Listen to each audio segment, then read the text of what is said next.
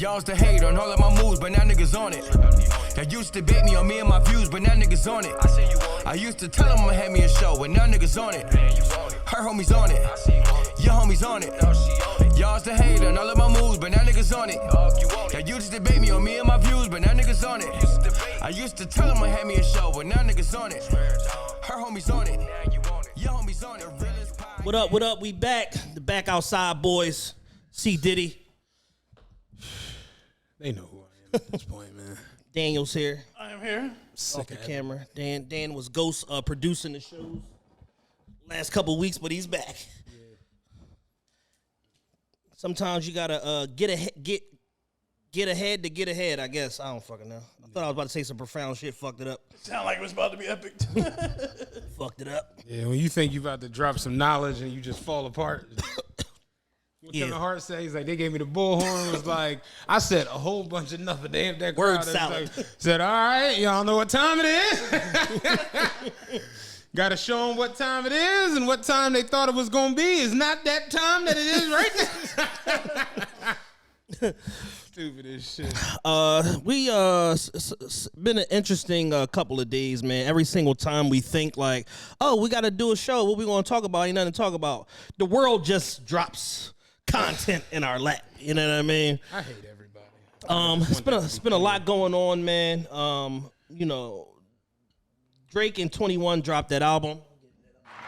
We're gonna review the shit out of this album today. But it just kind of starting off. They dropped this album. It's a great project. But on the flip side, so that's the good times. On the bad times right now, black males are getting their asses handed to them in the media on a lot of different levels. Some justified, some unjustified. Wait. Before we do any of that, can we talk about the live show? Oh, for sure. Because we never do that at the beginning of Well, I was just going to precursor it. I wasn't getting all the way. I mean, but before that. Even before that. They here. We know they here for the first 5-10 minutes. All right, before they, Let's do that. Before they light the gas up and fall asleep. Yeah, take that perk 90 and be the fuck going. We got a live show coming up. Sunday. There are a lot of live shows coming up. Yes. Shout out to Sandbox. Shout out Sandbox. Shout out to The Office. Yes. They got a live show coming up. Theirs is Black Friday. When is Sandbox? Sandbox is the Saturday after Black Friday. Black Saturday, if you will. Negro is Saturday. Yeah, the 26th. Oh, no, that's... No, Black Friday is the 25th. Oh, it's the next day. The next day. Oh, I thought it was yeah. the Saturday after, like the next Saturday. Okay. Yeah, Negro is Saturday. Yes. Okay. Yeah, it's the 26th. Their John is a daytime show, 4 p.m. to 9 p.m. I actually just got the info. Let me get it right. Let me get it together. Sandbox Live, their official sponsor of the upcoming TRPE live show. Shout out to the Sandbox Network. Shout out to the North to South podcast. Sandbox Live, Saturday, November 26th, 4 p.m. to 9 p.m. That's Thanksgiving weekend, Black Saturday, if you will. So after y'all go out there, get them motherfucking flat screens, get them sketches. The Omarion, 55-inch Omarion, some sketches that y'all got for 88% off, whatever y'all get on Friday. Come see Sandbox Live the next day, man. A Nintendo GameCube for $10. Stupid You ain't gonna believe this. They got Wii's, $40. You ain't gonna believe this shit. You know what I got from Black Friday? A Virtual Boy, nigga. Yeah, shout out to Sandbox. Shout out The Office. They got their show on Black Friday. Shout out my man Nasty Nah, the Wolf. He got his show that night of the 26th. Okay. He got his show that night at the Victorian. And who else got a show coming up? Oh yeah, I'm not mentioning other people got a show coming up. Okay. Fuck them. Got some beef, huh? Yeah, I mean, hey man, you know. Hey, you know. Hey, you know how it go. But no, yeah, I don't understand why all of Philly ain't at all these shows. You know what I'm saying? They always complain about not having vibes, not having... DJ Boogie got me saying vibes a lot. Yeah, he's the vibe king. Dog. So it'd be like nothing. Yo, bro, I'm about to stop at Sonic. You want some? You going to Sonic? Sonic is the vibes. Yeah, I'm supplying the vibes. They supplying the vibes. Anything is the vibes. But, yeah, man, people complain about it not being vibes and not being things to do, and it's like, we just gave you a whole bunch of shit to do. Yeah, it's a ton of stuff coming. A whole ton of stuff to go to, man. We got our live show, our 6th anniversary, January 22nd at Nodo. First time ever someone's having a podcast at Nodo. Absolutely.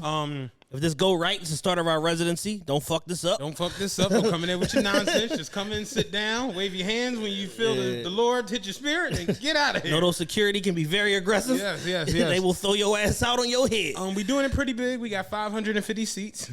We literally at like 25% sold already. Yeah. VIP tickets are almost gone. VIP tickets is pretty much gone. The reserve seating is almost pretty much gone. The general admission Jones is $25, but you still got a good seat.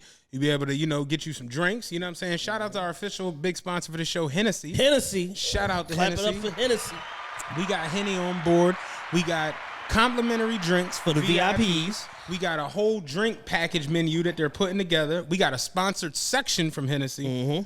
It's gonna be a fun night. It's gonna be a vibe, man. We gonna pod and we gonna party on the fucking Wheels of Steel. Yes, we do. They still say Wheels of Steel? No. Okay. Because it's not steel. It's a little fucking Serato. No, but the wheels was steel. Yeah, but now they're using plastic controller. Yeah, they're using the plastic controller now. Oh, the little joint. Yeah, the little small joint. Yeah. Nah, damn, man. Fake ass DJ. But it's all right. The ones and twos. Yeah, on the ones. We can still say on the ones and twos. For sure. We got DJ Boogie on the ones and twos, supplying the vibes. We got DTLR as an official sponsor. We got One Fam as an official sponsor. SLX Studio as an official sponsor. DJ MC Truck Global as a sponsor. Sandbox is a sponsor. One Fam is it's going to be a lot. We're waiting to hear from a few more. You know what I'm saying? We're waiting to hear from a few more. It's going to be a lot going on that night. Doors open at 6. We probably hit the stage 7:30. 7:30. We promised this time the 45 minutes an hour because we know y'all just want to party and we're lying. we are lying. But yeah, man, it's our 6-year anniversary. 6 years. Clap that up. Yeah. This past week we started our Throwback Thursday, and I didn't know you was gonna go to number 1. I went all the way back. I didn't know you was going to for at least for the first one. I gotta do the first one. I didn't know you was going to. I had no bullshit. I had, if I'm being nice, 40 different people hit me. Like, yo, when y'all play the first, because a lot of people weren't there for the first episode. People was like, yo, the first episode cut on, I dead ass thought y'all had somebody else on the mic with y'all. Yeah. Then it hit me like, oh, that's mad. And I'm like, yeah, I listened to it. My voice is horrendous. Yes, you have a different voice. It's unbelievable how different my voice is. It's just, I never shot away from. We put the preview on the thread the other day from me talking about it. It's just like I had real bad sleep apnea, so my passageway was like real fucked up, and that's the reason I was snoring real bad and everything. Excuse me.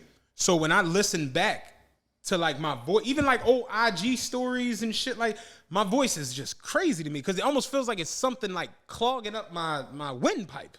It was crazy. So it's like, yeah, man. But 6 years in. We're doing it. Yeah, doing it, man. We are rolling. And we want everybody to come out, man, celebrate with us, have a good time with us, vibe with us. One thing I've learned through this podcast is you can't sweat who ain't there. Exactly. You gotta fuck with who is. You gotta celebrate who's in the room. Because I ain't gonna hold you. For a while, I used to do that to myself, where it's just like, yo, if you fuck with me and you know me and you this, that, and the third, why? What's up? And you gotta stop doing it. Yeah, for sure. You gotta focus on who's coming out because you will meet some cool like how we just had shout out Rel, Be Abstract. We talked to him, where it's just like you meet people through this shit where I didn't know him before this. I didn't know who else is somebody we done met along the way who do work and shit with us. Chris, certified, who did our photos that are like all these different people you just come into. Who DJ'd our last joint? Oh, shit, because he was the fill-in, right? But he killed it. Crushed it. He murdered it. Motherfuckers like, yo, is he coming back? Yeah, he just got booked at Nodo recently. Shout out to him. Gotti, something, Don, something like. I always draw blanks when the lights and the cameras cut on. I don't know what the fuck that's about. But yeah, man, you go through this process and it's very decent to see it get to this point where you got all of this going on and all of these people willing to support and fuck with you. It's fun. Yeah, for sure. Very cool. So yeah, go to TRPE6.eventbrite. DJ Downwill. Downwill. DJ Don Will. What's our Caution was DJing a lot of our events. Shout out to Caution and shit. Like, you meet a lot of dope people along the way of doing something like this. You know what without I mean? a doubt. We've met different people from different situations. Shout out to them over there at Forbes the Culture. You know what I'm saying? Shout out to just Vicky at NGTV. Just everybody. Like, you just meet people, and it's just like decent to see us create this thing in Philadelphia that kind of just wasn't here 6 years ago. Yeah, and you know, through the journey, like you said, you meet a lot of people, you interact with a lot of people. Somebody I want to give a shout out to that's been like a major just help and just being available to us all the time is, you know, Justin Emery, the Podfather. I had another great conversation with him the other day, just talking about like some business stuff and some trends and some things to be aware of, and, you know, advertising and all this different stuff, man. And, you know, he's somebody that's just kind of like always there. Whenever I need to get something done, or we need to get something done, he's just like, all right, cool, I'll come to your house tomorrow, and, you know what I'm saying, set the roadcaster up, do this, do that, whatever. And, you know, just always making himself always making himself available and being a vehicle for us to get stuff done, introducing us to people, you know, when he can and things like that, and just believing in TRP and the brand. Even the guys at Wildfire, you know, we were there for a while, and then last out we was there for about a year or whatever, for we, you know, really decided to break out and, you know, go full indie or whatever the case may be. But, you know, all these different stops along the way have played a part in this situation manifesting itself into what it is, which is like a full scale like media company. Like you said, we started a new release schedule this week. You know, just all this different stuff and these different ideas that we have, man. And a lot of people gave us opportunities to foster that creativity and that business acumen and all of that, and be there to support us. Some more than others, but they were a support at, you know, a time or two. Yeah, man, for real, for sure. So yeah, go to trpe6.eventbrite.com. Get your tickets. Y'all got a couple months. We doing this in January. It's going to be chilly. Got about 80 days or something like that at this point. You can break out that shiny Montclair and bring yourself on down. You know what I mean? I was looking at a Montclair the other day. I never owned a Montclair. I told you I was going to treat myself to one when I could finally fit one. I bought one last year, and I wore it like twice. And I'm just like, $2,000. Down the drain.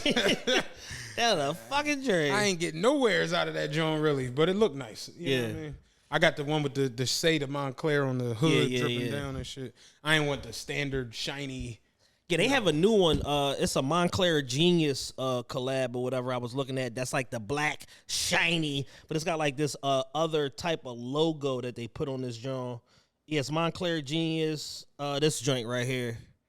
That's nice. Yeah, I'm like, it's pretty nice, and it's like a pretty decent deal. It's like $1,200 or whatever the case may be. That's very nice. And I'm like, y'all should buy this coat, and I was like, nigga, rent. First, you know what size you wearing, Montclair? I'm not sure. I think a 3. Wow, you a little nigga. That's a large. What size are you? 8. A 8? I didn't even know they made 8s. I'm plugged in. Yeah. You know where I got that joint from?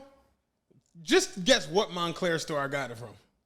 Like where they shipped it from. Probably like Vegas or some Fort shit. Lauderdale. Oh shit. Yeah.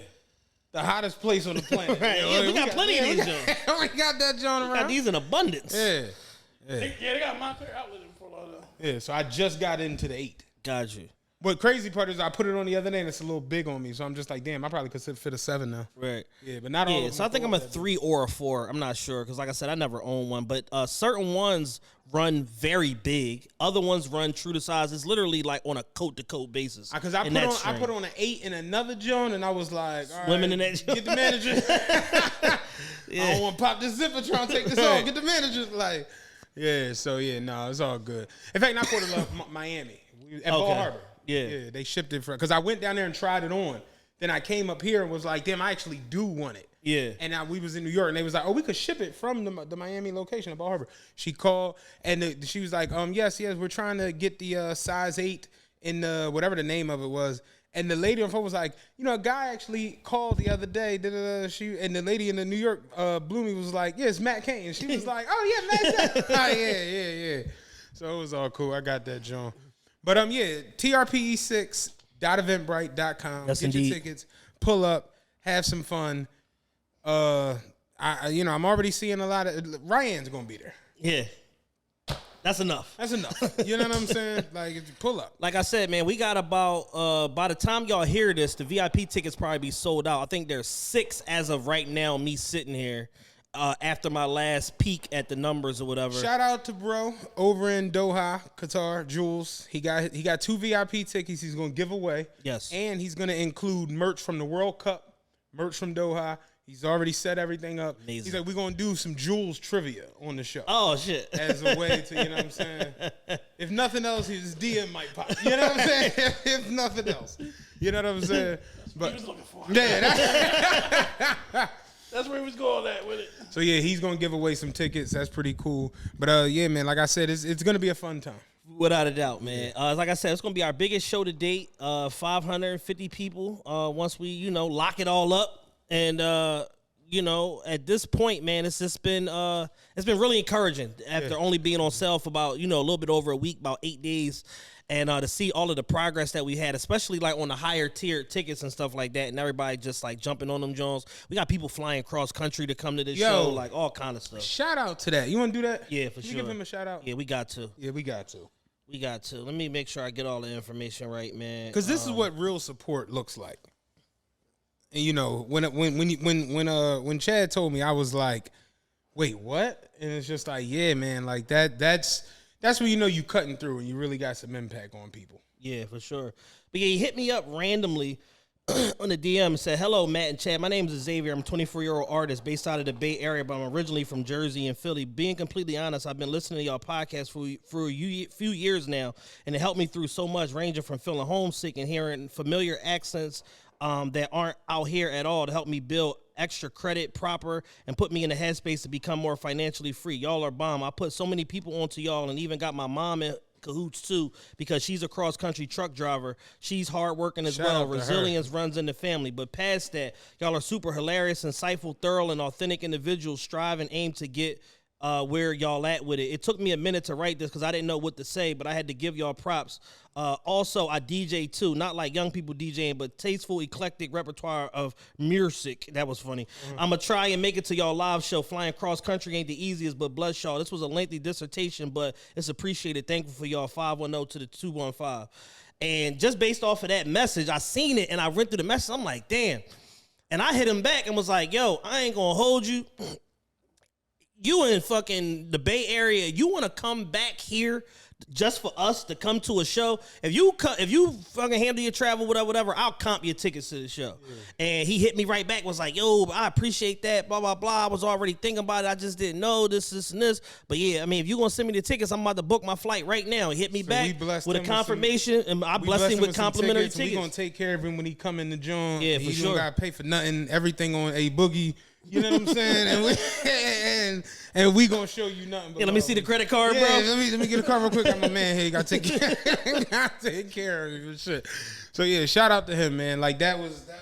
Yeah, cool our Patreon support is like another level, man. We keep telling everybody to get on the Patreon in terms of like, the resources and the information that's on there, the insightfulness, the levels of conversation is all the way up, on that platform. And we this show, the big show is what it is. Like, it's known for what it's known for. We do pop culture recaps. We do cultural criticism and stuff like that. We talk about certain stuff and everything like that. But on Patreon, like, we get really down and dirty, really personal, really super duper specific on these different topics and things like that, and say things that aren't necessarily right and fair for like and open for the mainstream media platforms. I think it's kind of insane at how effortlessly we know how to do it too. If you really, Jules was saying that shit the other day, like the Patreon episodes, like he's like, I look so forward to them because I just know it's another gear that y'all are tapping into. Like he was like, I ain't gonna hold you. Like I listened to that Patreon joint you did. He was like, I straight cried. He's like, I honestly, there ain't no media out here where I can listen to it and in the same 1 hour laugh, learn, and like have a moment where it makes me cry. Yeah, that's some other shit, yo. Yeah, like recently during our Viewers' Choice episode, the one that closed out October, somebody just posed a question like, "Yo, where, talk about, how, like some hard times that y'all had and basically like transitioning from that to like where y'all are now." And the full range of emotion from me to him, my shit was more so like funny and reflective and like just kind of like kicking myself in the ass. And Matt got really personal, really, really emotional, like on on his particular part of giving his testimony and talking about what he went through as far as like his weight loss journey and all of that. and just trying to like kind of like find himself, man. And that shit like touched and moved a lot of people so much so we cut a clip of that and put it out as a preview on the main feed because it's like, yo, we hit another gear on Patreon. You know what I mean? We give people more than their money's worth. You know what I mean? And, you know, if y'all just want to get on there and start small with, you know, extra 2 shows a month, whatever, I promise you'll see the value in that shit. And right now, anybody that wants to jump head first into it, we doing 15% off for all yearly members. That's the highest amount of discount that we can offer. So we've gone full discount or whatever. Yeah, exactly. Yeah, they really. Here's what the people don't understand. Patreon really pushes like creators to get their money, and they just like, nah, nigga, look at it from this angle and get your bread. Don't discount your product or cheat yourself or your time or your platform by kind of giving the house away, whatever. And you know, our whole thing has always been creating and giving people the value for what they pay for, because it's like there's a value exchange here. There's a certain level of insight and intellect and personal effect and everything like that, and lasting imprint we want to leave on people when they leave from our Patreon platform. So we make that conversation very thoughtful and insightful, and we're not just on there just rambling or grasping at straws or whatever. Every single episode is very, very dialed in and very topic specific, and we try to give people as much nuance, as much details, and as much perspective in and around these situations, whether it's from an inside looking out or outside looking in perspective with these different topics that we cover on Patreon, and that's why it's behind a paywall. Exactly. So yeah, go to patreon.com/official TRPE. Yep. You'll see everything. I did. It was clear. Patreon.com/official TRPE to join the Patreon, to be part of that community. Like we said, they get first dibs on tickets, all these different things that we do. Yeah. You know, unexpected merch drops and shit like that. And but what you pay is way more value in it than what you paying. All these people can't be lying. Yeah. Hundreds of people. That's just really where I'm at. Like hundreds of people that'll tell you, yo, bro, y'all help me get my. I told you, somebody hit me and was like, yo, bro, listening to you tell what you did with your credit and things you did, this and the third. I just got my first house for my family, my wife and my kid. And I'm just like, damn. And you don't even be thinking about it when you just talking your shit. Like me talking about the whole weight loss thing, I kind of was just talking. And I had so many people like, no, I'm going through the same thing. And, you know, you sparked this and me and Jesus Christ and da-da-da-da-da. And I'm just like, I was high. Right. You know what I'm saying? Like, I was just high and talking. Got in the zone, though. Yeah, got in the, yeah. I was with Haas and Carla last night. Shout out to them. We was in the lounge at the game or whatever. And Haas was like, after that situation, he was like, yo, you like, you need a drink? I'm like, yeah, I do. He like, come to the bar. We come to the bar. I'm ordering whatever I'm ordering. I'm trying to buy him a drink. He like, no, bro, you the reason I got this credit card. Let's use this joint. Yeah, like, it's like stuff like I've that. I've had someone do that to me when I was at the W. He was like, he's like, yo, you want a drink? And I was like, yeah, you know what I'm saying? And I was like, my man, you know what I'm saying? He run this joint pretty much. He don't worry about it. And he was like, no, like real shit. Like I got this joint fucking with y'all. Like, you know what I'm saying? Same type exact joint and shit. So yeah, it's pretty cool. It's pretty decent. Yeah, you know what for I'm saying? sure. And the Patreon, you know, the show itself has become like a resource to people and like an avenue for people to come and hear people of a certain age that are same demographic as them talk about their lives and their experience and all of that. The Patreon is that times 1,000. And the craziest part is we didn't go into the Patreon like, oh no, this is how we gonna bust them in the head. We just kind of just like, we gonna talk about our shit, like what's going on with us on a deeper level, on a, you know, more personal level, you know, like what Kanye say about Jay-Z. Like when I gave him This Can't Be Life, he's like, I wanted like the more, you know, simple Jay-Z. Like I ain't want the you know, inside whole, like he's like, what the fuck I'm gonna tell him? I'm on the train. You know what I'm saying? Right. It's like, yeah, it's like that. That's what it is on Patreon. A whole lot of This Can't Be Lives, and you know, somehow, some ways, and everything else. So yeah, it's pretty. Decent. It's soul food. It stick to your ribs. Yeah, it's soul food for sure. Whole lot of Big Mama Yarn on that. Yeah. So yeah, patreon.com/official TRPE to join the Patreon. Live show tickets, trpe6.eventbrite.com. Let's keep the city pushing forward. Like A Boogie say, like Ron from Uncut say, how we all gonna win? Let's all win. Let's do something decent. Let's just, you know, vibe out. Fuck with everybody's shit that everybody got going on. Stop the nut shit. Stop the silly shit. Let's stop looking at each other with this nasty ass view that we look at black people with, and just support what the fuck else everybody got going. Absolutely. Oh, last thing, live show, sponsors. We still are accepting sponsors. We got a bunch, but we could take a couple more.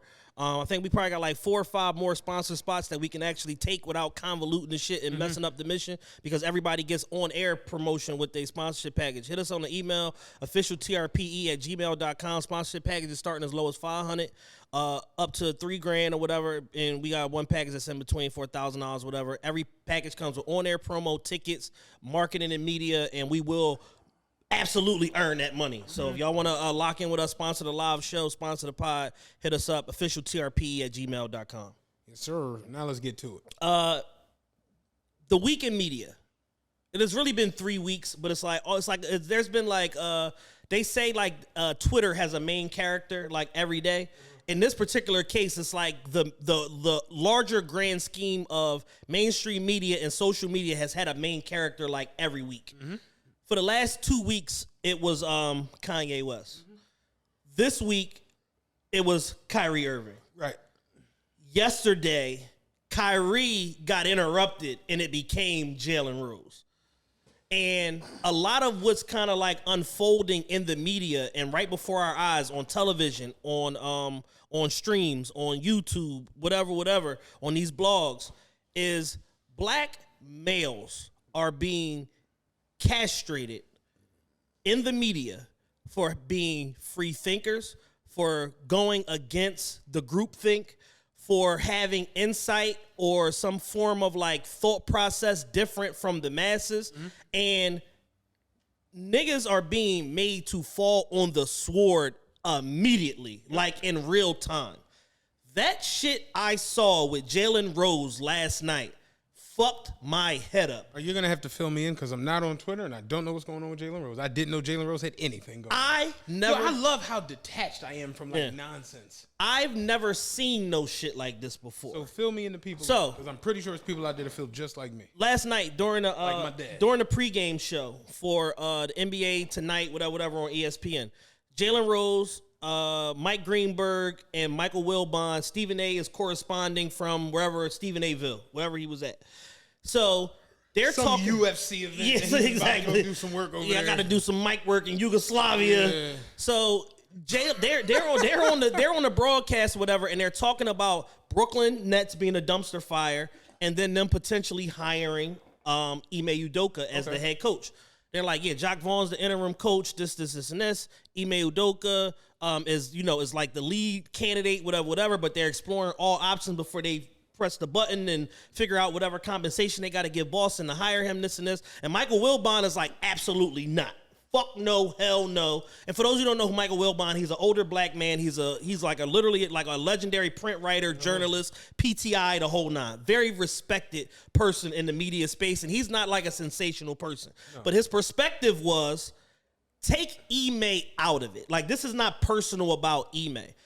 The Brooklyn Nets have enough problems where they don't need to add another potential media problem or distraction. So that's where he's coming from. Like, I don't think this hire makes sense for the Brooklyn Nets. Any other team that don't have all this crazy shit going around it right now, yes, hire Ime. Please give him a job. Like the Sixers need Ime. Exactly. Yeah. Not these crazy niggas. Yeah. Jalen Rose is like, Stephen A. comes on. I respectfully disagree. I hate disagreeing with Michael Wilbon. He's, a big brother, a leader figure, but I'm just disagreeing because at the end of the day, Ime didn't commit a crime. He didn't break any laws, this, and this. They've levied this investigation, blah, blah, blah. It turned up nothing other than the fact that he had a consensual relationship with somebody that was married, that was a subordinate, blah, blah, blah. He's already sat down basically for going on 2 months now from when it originated to now. He's been sent home, this and this and this. I said from the beginning they should have fired him or dealt with it internally and allowed him to come back and coach. Right. Jalen Rose came on and backed up Stephen A. I, too, hate to disagree with Michael Wilbon, blah, blah, blah. But here's the thing. They made all this hoopla about what happened with Ime and this, and this, all these accusations and blah, blah, blah, which to this point have become non-founded.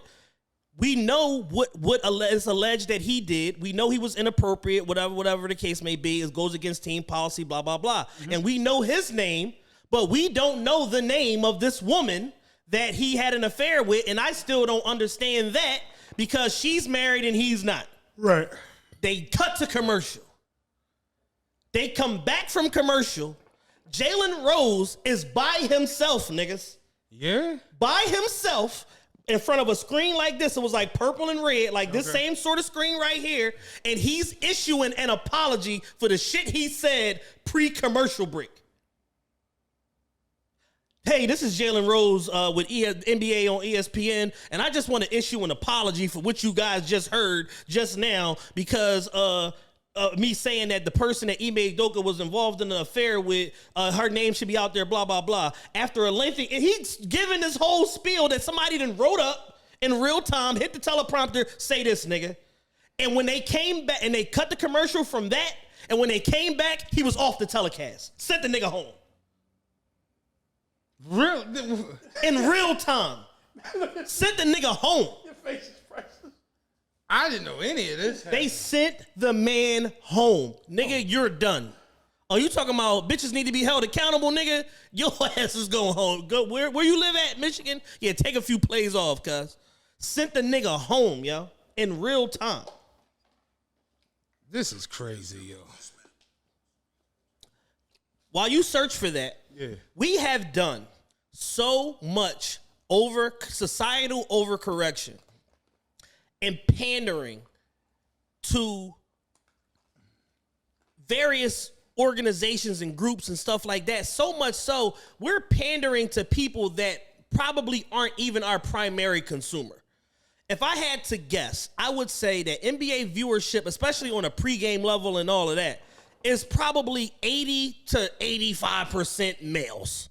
Majority probably being 13 to 40 years old, something like that, with women being a very small viewing minority. Yeah, you ain't lying. Yeah. Yank this nigga off television, bro.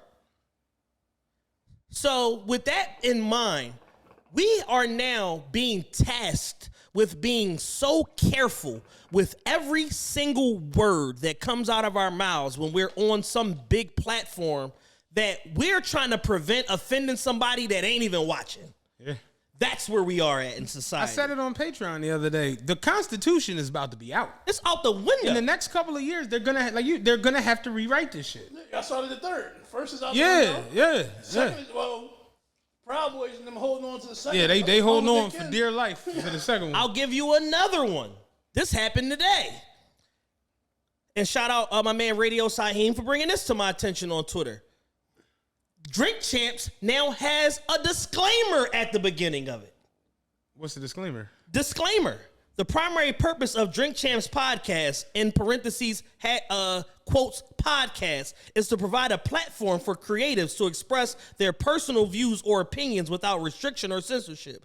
All views or opinions expressed during the podcast are solely those of the individuals expressing such or view or opinion and does not reflect the views or opinions of Sean Combs, Revolt Media and TV LLC, or their respective parent and or affiliate companies, quotations, companies. When is our trucks gonna be here? This shit is nuts. Like it soulless media is crazy. This is on an episode. You know who the guest was? Derek Jeter. What the fuck Derek Jeter gonna say? He owns the Miami Marlins. Yeah, what he gonna say crazy? J-Lo pussy was good. Yeah. Like what? Stinking bitch. So I got this one broad, right? Yeah. Bitch from the Bronx. Yeah.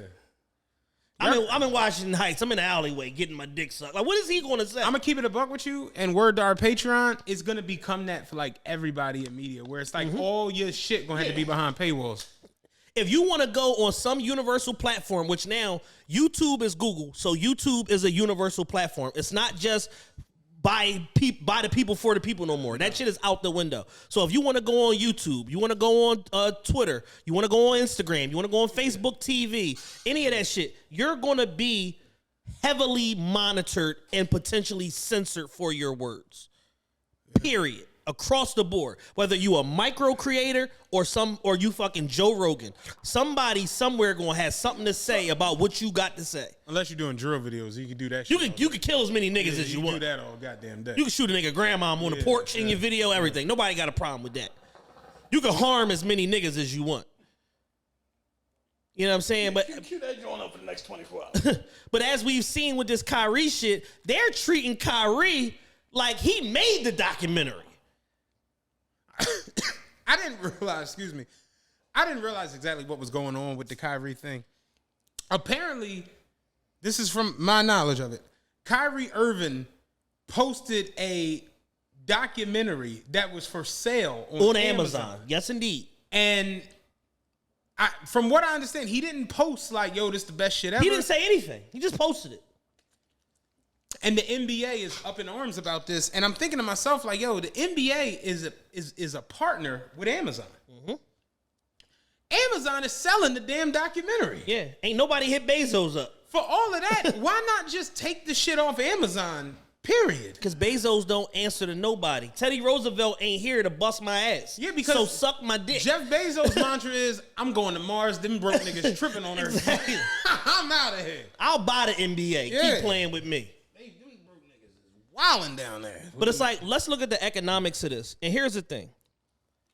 There is some dangerous rhetoric being spewed in and around this large conversation that people are attempting to have about Jewish citizens. Mm-hmm. Absolutely. There is some dangerous rhetoric that's being announced. But when we've reached the point where black men that are prominent Twitter users are going on their Twitter saying that Kyrie and Kanye should burn in hell because they're the same as Hitler. It's like, all right, man, park the car, put the keys on the dashboard, and come out with your fucking hands up. Like, what are we talking about? And it's almost like they're sending niggas at the niggas to shut niggas up. Because that's the only way niggas is going to listen is if another nigga is saying this nigga's tripping. And it's like at some point we got to acknowledge that you can be dumb. Like more than one thing can be true at once. You can be dumb or misinformed, but doesn't mean that you're trying to be harmful.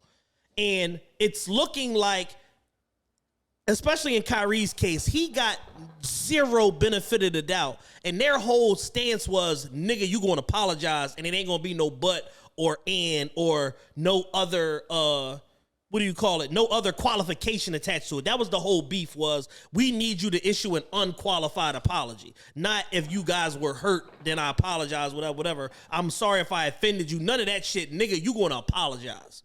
And you want to apologize good because the commissioner of the NBA is part of that community. I just personally have a problem with us damning, like media damning a person for something like this. When I literally went on OS Sports, which keeps track of all players' contracts, endorsements. Have you ever seen this website? It keeps tracks of like everything.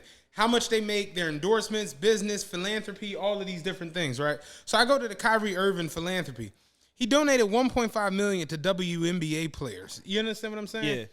He donated $323,000 to New York City families during the coronavirus pandemic.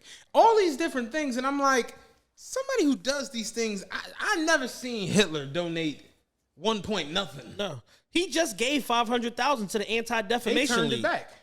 Did you see that? Because he wouldn't meet with them. Yeah, they was because like, you gotta bend the knee, nigga. Fuck your money. We don't need your money. You gonna bend the knee, and that's the part of these conversations that nobody of substance is talking about. They just turning a blind eye to the shit. Did you see Chuck and Shaq last night? Kyrie's an idiot and this and I'm just like, yo. This is why young black men don't respect older black men. This is why. Didn't Charles Barkley spit on somebody? And threw a nigga through a plate glass window. Like, and this is the shit I be talking They about. said Shaq movie theater showed the motherfucking movie. Yeah? Yeah, one of them. Charles Barkley spit on a nigga. They asked Chuck about his antics back in the day. Chuck said, I ain't no fucking role model. What's wrong with y'all? I play basketball. Yeah. And he's a degenerate gambler. On top of everything else. And, you know, I'm not going to say who or speak through the grapevine, but you know, being in casinos, he's a pretty terrible tipper. That's what I've heard. Right. But it's like, yo, But the only kind of women he deal with. Yo, man. Yo, we're Can't say it. We're tripping. I can't say it. And I'm going to do my y'all weird right now for the week. And I hate to do it because y'all know I'm a fan of this dude. Y'all know I really, really, really fuck with this guy. Like, I like and fuck with everything pretty much about him. But I'm giving it to LeBron this week, man. Like, you're the face. You're the king. Mm-hmm. Why, yo? Like, why? It was crazy. What happened to no comment? Like, whatever happened to Jesse? I don't want to talk about that. How we get that far away from that to where you throwing him under the... It's just even if it was something that you had to say, hey, I think his comments were... I reviewed the situation. His comments were a little misguided. I don't think that... just knowing him, I don't necessarily think that that's what he meant to do was offend people or blah, blah, blah. But I'm still learning about the situation. Done. I freestyled that. I didn't have that prepared. Yeah. I freestyled that. You got people... You're an industry. You have people all around you that are paid to fucking come up with your talking points. If you can't figure out the words or how to eloquently say something. So for you to get on a fucking press conference and throw that man under the bus like that is crazy to me. It's crazy. Yeah. I don't understand what the apology is going to do. Because I know me, if I say something offensive, just say I say something offensive about white people, I'm going to apologize to these crackers real quick. Right. I'm going to go back to doing what I'm doing. Yeah, it doesn't change how I feel. I guarantee you, what was the ball with the Clippers? Donald Sterling? Yeah, Donald Sterling. Listen, we gotta apologize to these niggas real quick. I'm pretty sure Donald Sterling doesn't view Magic Johnson any differently. Exactly. At all. He's still that basketball playing nigger. You know what he said? He called his PR up. Give me an apology for these niggas.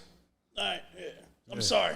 I came across a clip today of Lupe Fiasco doing like a live podcast at this something called One Hood. I think it's in Chicago or whatever. Mm-hmm. And it was like a 7-minute clip. And it's like the best shit I've seen on the internet in like 5 years. And in the John, he talked about the importance of like knowing what to say and watching what you say. And he said, I sit around white supremacists all day. Confirmed white. I know they white supremacists. Who got Black Lives Matter shirts on because they watch what they say. But if you wait long enough and that new car smell wears off, the shit always exposes itself. Mm-hmm. But you have people, essentially what he's saying is, motherfuckers will go along to get along. Of course. To not appear as their true self, but eventually the shit always comes to the light. So to Dan's point, I'm apologizing because y'all want me to apologize and I don't want to fuck my bread up, but I still think how I think and feel how I feel. So what did the apology do? What did the apology do? Nothing. Somebody from the KKK had a black girlfriend. Yeah. Who don't like black pussy? Yeah. Like, I mean, like, that shit don't... I hate black motherfuckers, but she can. Yeah. Her head is amazing. Like, it ain't going to change. Apology not going to change nothing. Y'all gonna parade, yeah, he apologized. Yeah. People over here saying, yeah, he finally apologized. Yeah. Then other people like, yeah, gave these little nut-ass motherfuckers an apology. You back at square one. Yeah. So this let freedom of speech be freedom of fucking speech. I just had this conversation with somebody yesterday, and I was about the Kyrie shit, and I was essentially like, Kyrie made a lot of sense on some stuff, and other stuff he just wasn't as informed as he needed to be on. That doesn't automatically mean that he has any malicious intent. It doesn't make you a monster. Doesn't make you a monster. I said, and my whole thing is with Kyrie, he's still a very young man. He's 30 years old. You got at least 5, 6, 8 more good years of basketball in you. And with that in mind, it's like from that point, you got the rest of your life to do and say whatever the fuck you want. So he should be mindful of the things that he shares or says or whatever the case may be, because when you operate within a corporate hierarchy, you got to play by their rules or they'll get you the fuck out of here. Mm-hmm. And understanding that he's playing on a 1-year contract, he's trying to secure another $200+ million for him and his family, he should watch what he says. That doesn't mean that you don't feel how you feel. It don't mean that you don't think how you think. It just means that I'm just going to be more mindful of the shit that comes out of my mouth in the greater effort of creating and further establishing generational wealth for me and my family, and me being able to be a conduit and give opportunity to other black youth and other deserving youth of the world. I just don't understand the problem with you posting a documentary that you watched. Well, here's the problem that people came up with, because I didn't understand it neither. So I went and researched what the problem is. And again, this is probably from somebody who hates Kyrie, so we got to take it with like a grain of salt also. But this is the list that they came up with. Lots of people here asking what the documentary Kyrie promoted was and how is it anti-Semitic. So here's a short summary. 1, it claimed that Jews were responsible for the slave trade. Declares that Jews are imposters and that blacks are the real Jews and God's chosen people. Says Jews rule every industry in the world, control every facet of society, and dominate the media, quote unquote, helping Satan deceive the world. Help also claims that racism towards blacks started with Jews and that anti-black racism began in Jewish texts, saying that Judaism teaches that blacks are cursed, proclaims that many famous high-ranking Jews worship Satan. This is the gist of it, but it also uses a bunch of made-up quotes and references fabricated texts from the protocols of the elders of Zion, which warn of a Jewish plan for global domination. The entire thing is abhorrently racist hate speech and disinformation disguised as a documentary, and Kyrie is a complete piece of shit for using his platform to promote it. So you see why I said we should take this with a grain of salt, because if you're trying to teach somebody something or inform them, you're not going to throw that in there at the end. So it's like this is the balancing act in like the tennis game, the badminton game, that like table tennis game that happens when somebody fucks up. In the name of trying to inform people, you still got to make sure you throw him under the bus. Right. Which doesn't solve or fix anything. It doesn't strengthen your cause to call Kyrie a piece of shit at the end of this, when he never made a comment on it. He never said, oh, hey, this is the best shit ever. Fast forward to 44, 08, they really throwing them crackers under the bus. Like, none of that happened. So it's like we've reached a point in society where now we're allowed to hit the fast forward button to what we think somebody meant, or what we think they intended, or what they were really trying to say, or this is some veiled whatever response to this or that, and just extract whatever fucking meaning we want and take something totally out of context, which is unfair and is wrong. And it's libelous. Look at 9/11, right? It was a tragedy. 3,000 people died in that whole situation when the Twin Towers dropped. Now, what they told us was that this was an attack on America. This was a planned attack from Al-Qaeda and Bin Laden to hurt American people, right? You ever watch Loose Change documentary? Yeah, I haven't seen it in a while, but I've seen it. It's one of those documentaries where you watch it, you get done, you're like, nah, they gonna come get me for knowing all of this. Yeah, they gonna come get me for learning this shit. For learning all of this. They gonna take my brain out. Yo, it's an hour and a half of literally debunking every single thing that was told through the media. Yes. An hour and a half of just debunking every possible theory that this was some over there shit and not some planned shit here in the joint. I'd like to think that there are people on both sides of this joint. Yeah. If I go and say, yo, this document, if I just post this documentary, does that make me terrible or just what if it's just a documentary that I watched? What if it's just me saying, hey, this is some crazy shit. Y'all should check this out and draw your own conclusions. What if? But we're not allowed to be free thinkers anymore. No. We're not. That's the point I'm getting at with the Constitution. Like, at one point, you were allowed to just have your own thoughts. And honestly, you were allowed to share your own thoughts. That's kind of just And if how we it don't was. fuck with it, we'll just label you as this crazy nigga over here and just leave you be. You remember But you can at crazy- least get it off. Look at All in the Family and the Jeffersons. Look at Sanford and Son. Honky. Sanford and Son, he used to say nigga, maggot with an F, honky, all of that shit. On network television. On network, NBC. Like, they used to drop them Jones left and right. I don't understand why we've gotten to this point where everything you do or say is under this like, I don't even call it a microscope. It's almost like this. Yeah. Like under one of these hot lamps. Yeah, you under a hot lamp and you being waterboarded damn near. Something I discovered last night. Shout out my man Charlie B. There is on the U.S. State Department website, there's a section on defining anti-Semitism. And it says that the opening statement is the Department of State has used a working definition along with examples of anti-Semitism since 2010. On May 26, 2016, the 31 member states of the International Holocaust Remembrance Alliance, IHRA, of which the United States is a member, adopted a non-legally binding working definition of anti-Semitism as its plenary in Bucharest. This definition is consistent with and builds upon the information contained in the 2010 State Department definition. As a member of IHRA, the United States now uses this working definition and has encouraged other governments and international organizations to use it as well. So there's like a 7 bullet points of contemporary examples of anti-Semitism in public life, the media, schools, the workplace, and in religious sphere could, taking into account the overall context, include but are not limited to. So the first thing, and rightfully so, is calling for, aiding, or justifying the killing or harming of Jews in the name of radical ideology of an extremist view of religion. Absolutely. Anti-Semitic. Yeah, super. Killing, maiming, calling for harm, whatever. We saw it in all of the Hitler manifestos and Mein Kampf and all of that shit. And all of his propaganda was based around Jews having some inordinate amount of control. We need to kill them because that's the only way that we fucking control them. Right. Do you know what number 2 is on these bullet points?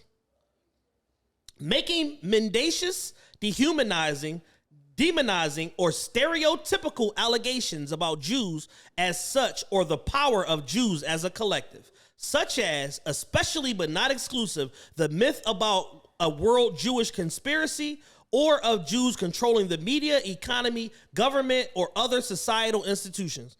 So I ask of you, the gentleman here in this condo, and the people watching, being as though the Holocaust is a substantiated and repudiated thing that happened. 8 million people died. Was it 6 million or 8 million? I think it's 6 million. 6 million people died. You would think that if we coming up with bullet points on what is anti-Semitic, it would be, after killing somebody, anything stating that the Holocaust didn't happen, or this is a farce, or whatever, or this is to make them seem more sympathetic, would be number 2, if not 1B. Mm-hmm. But instead, the number 2 message we need you niggas and you white supremacists around the world to get through y'all head is, y'all not going to make no claims about us controlling nothing. You motherfuckers are not allowed to make any claims that we control media, the government, the economy, none of that shit. It's anti-Semitic. So that basically is all encompassing to anything you say is anti-Semitic. Mm-hmm. And it's very important to understand context of why is this number 2 on the list. I mean, it's like the Jada line I talked about. Yes. You should do what we do. Stack chips like, just don't mention us. We are to be seen and not heard. Here goes the shut your nigga mouth. Shut your white supremacist mouth. Here go the crazy part. I respect it. Honestly, I wish we moved like that. Yes. And that was Kanye's point. Like, yo, I respect how y'all. I'm jealous.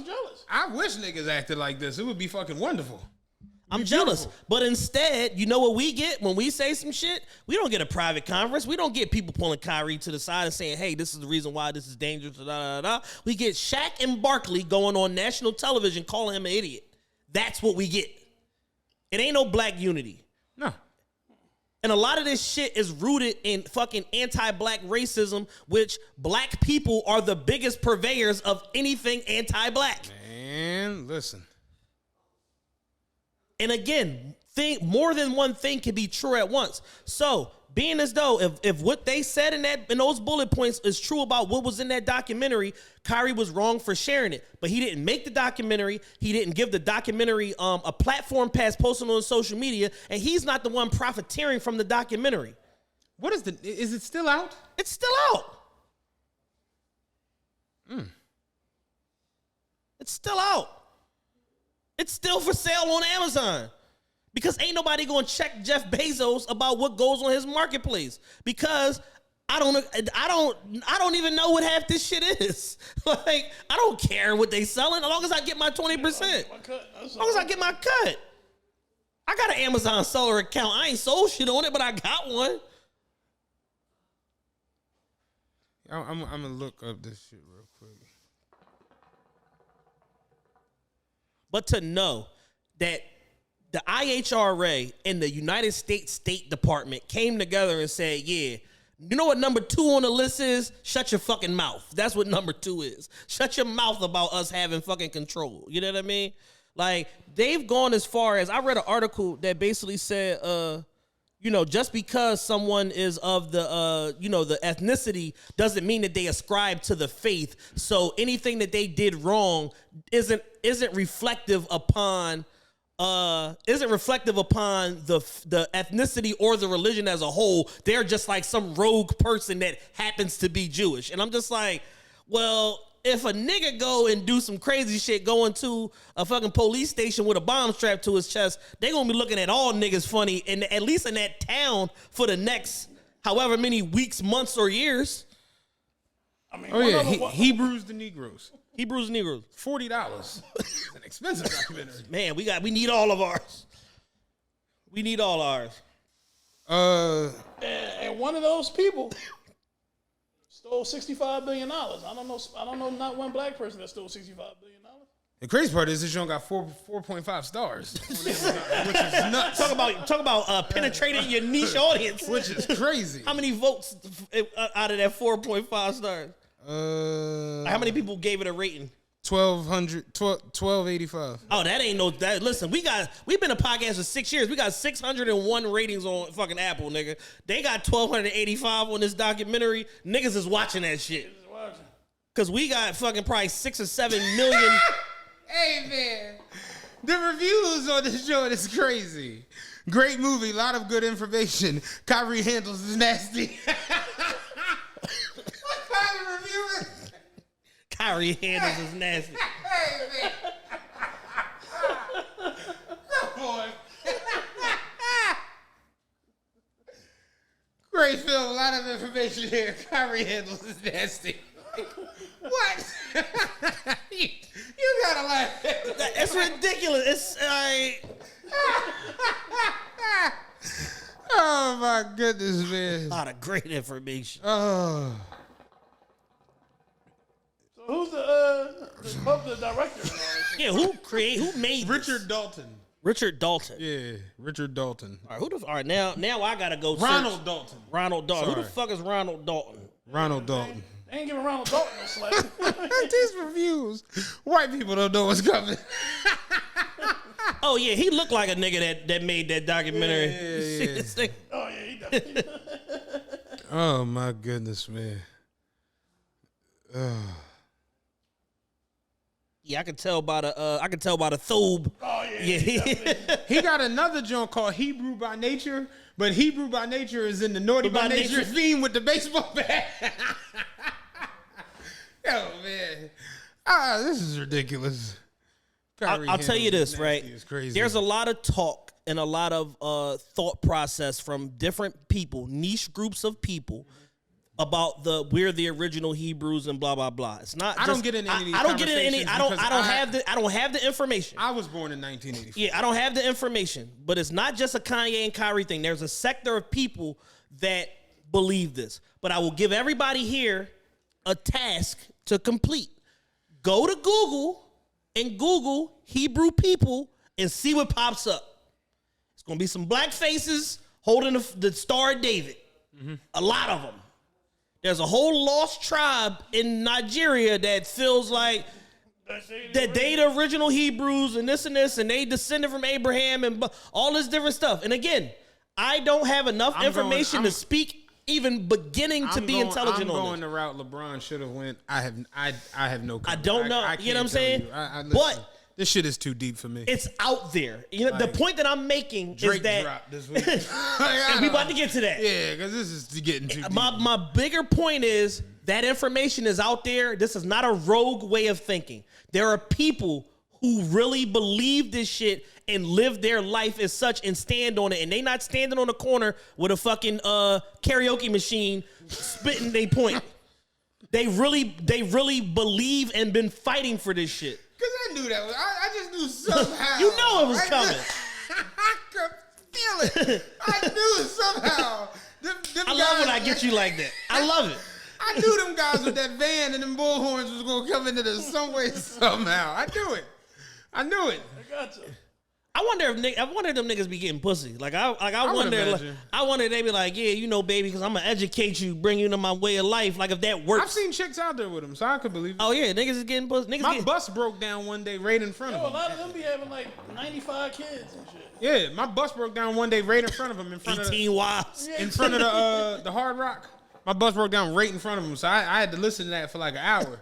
And it was like, it was like, damn, like that kind of made sense. That kind of then it was like a white one, and you know the white ones be like, you know, they be like grand wizards almost in that shit. And he got on the mic and he was just, and I was just like, yo, he not even reading the No, it's up here. No, because the other one was coming out. This coming out the RAM. Nah. You know what I'm saying? He wasn't a book with it. I'm from the RAM. That's from the hard drive. You know what I'm saying? I've read this joint a million times. It was almost like watching like Hove or Wayne in the booth. Like, you know, like I get this in one take. Like it was crazy. Yeah, I don't need that, brother. Yeah, I don't need that. No, I don't need no word. scripture. Yeah, no, I am the scripture. I am the scripture.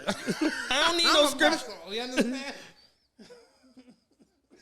All of that. I was born in it, not sworn in it. I know what I'm doing. Yeah, I ain't new to this. I'm true to this. I you got know this. What I'm saying? Yeah, like I all of it is too deep for me. I like, you know, remember it's funny you brought up a Sanford and Son. Remember the episode where Lamont did the going back to Africa and he was wearing the dashiki or whatever? And Fred was like, Lamont was like, yeah, I'm ready to go home and get back in touch with my ancestors. And Fred was like, yeah, I feel the same way. I haven't seen my ancestors since 1965. And Lamont was like, 1965, is that when you think our people came over here from Africa? He's like, no, that's when we moved from St. Louis. It's like on Boys in the Hood. He said you. I'm ready to go see my ancestors. Was it talking about St. Louis? On Boys in the Hood when Trey came up, baby Trey came up. Trey, yeah. My dad told me we all come from Africa. He said I ain't from Africa. I'm from Crenshaw Mafia. Dog, like that shit real. It's like there are some people who just like I can't even begin. You know what I'm saying? And I don't have the insight or the experience or the personal POV to get into none of that. And I know, but I can say it's not a rogue way of thinking. That's all I can say. And I know BF is going to text me a lot this week. Does he text you? No, we just DM a lot. Oh yeah, BF comes straight to mine. I see the capital B, capital F. That was for ferociousness. Oh, you still sleep? Yeah. You need some enlightening. I got to re-educate you again, huh? You still sleep over there, ain't you? Like, no, this is 1 in the afternoon, man. I've been up since about 9. I got up at 8. I ate a healthy breakfast. Yeah, I get to it. Man. But yeah, you know that's what we do here. Try to bring light to situations, and it's just at the end of the day, I'm a starch advocator for freedom of speech. I know y'all might not believe in that no more, but that's the first joint in the Constitution, and I personally just think this social media shit that's got everybody fucking tripping. We're going to get into the Drake shit this week with his album and him and 21 album release. There was a point where you could just say what the fuck you was going to say. Mm-hmm. When Luke and them came out with they fucking music, you remember they literally went to like the Supreme Court fighting for freedom of speech in hip hop. We the reason we got the damn stickers on the like, CDs. When he went to Bruce Springsteen to use Born in the USA, he was like, ain't no way on earth. Bruce Springsteen was like, hell yeah, I'm all for free speech. Use that shit, man. That's what the fuck it's supposed to be. You a human. You a free man in America. Say what the fuck you gotta say. Yo, I'm following a bunch of these little, like Instagram. I'm starting to learn Instagram because I'm trying to do my reels and my stuff or whatever. There's a bunch of like Dice Clay, Rodney Dangerfield pages with just all they clips, man, and yeah, they would have got hurt back in the day. Yeah. Well, now all they shit from back in the day, they'd have got hurt. They would have got hurt. You would have no set. No. You would have no set at all. No. A lot of the shit we saw just in our younger years, like think about if Dave Chappelle started his sketch comedy shit now and did Clayton Bigsby. You ain't getting that off. Gotta go. Shout out. They would have shut down the sound studio. Dog. Shout out my man. Shout out my man Chili's. We was in school because he worked at Chili's, so we called him Chili's. You know how that shit. You get identified by your job. Hood nicknames be and shit. We worked at Chili's, so we called the nigga Chili's. Yo, we used to sit in class at fucking Lincoln Tech, and we would dead ass like recite the Clayton Bigsby joke. When he got on the mic. It was just like, yo, that shit was so fucking funny. No gooders, no swindlers, and they stink. How much time you got, buddy? He said, fucking Colin Powell, Condoleezza Rice. So maybe you should put her on a plate, send her to Mexico so the Mexicans eat her. Wow.